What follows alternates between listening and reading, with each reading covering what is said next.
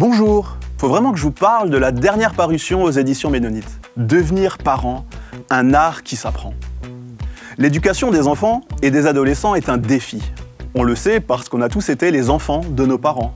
Et surtout, on a peut-être soi-même des enfants et des petits-enfants. Mais plus généralement, il suffit de regarder autour de soi pour voir que ce sujet n'est pas une mince affaire.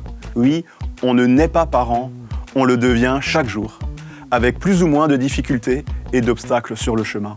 Vous avez sans doute entendu ce genre de phrase. « Eh dis donc, je trouve que t'es vraiment trop strict avec ton enfant là. Laisse-le un peu vivre, hein. Oh là là, je trouve que t'es trop laxiste. L'enfant roi, tu connais? Qu'est-ce que ça va donner quand il sera grand ?» En réalité, on dit ça le plus souvent dans le dos des parents. On est d'accord.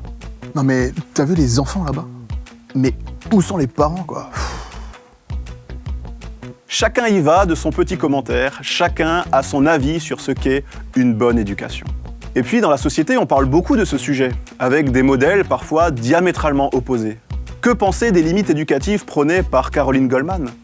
Que dire de l'éducation positive et bienveillante d'Isabelle Filiosa? Il y a de quoi se perdre.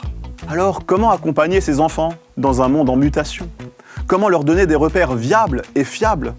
Comment assumer sa fonction parentale? Comment communiquer? Quelle place pour l'autorité? Si vous êtes parent, grand-parent ou que vous envisagez un jour d'avoir des enfants, ce livre est fait pour vous.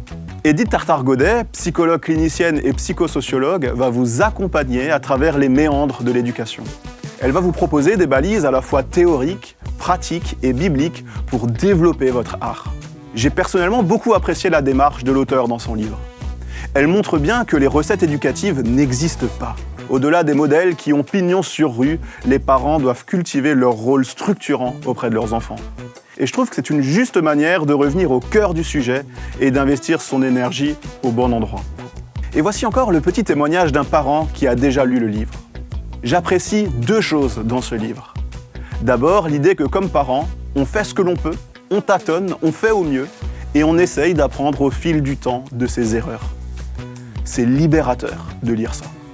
Et puis l'invitation fréquente dans le livre de partager son vécu de parent avec d'autres parents, dans des groupes de parole, par exemple dans une église. Nous n'avons pas vécu cela dans notre parcours de parents, mais je pense que cela nous aurait été utile. Je suis sûr que ce petit témoignage vous donne envie d'en savoir plus. Alors je vous encourage à lire ce livre en espérant qu'il vous éclaire et vous pousse à l'action. N'hésitez pas à en parler autour de vous et à nous donner vos avis en commentaire. Bonne lecture!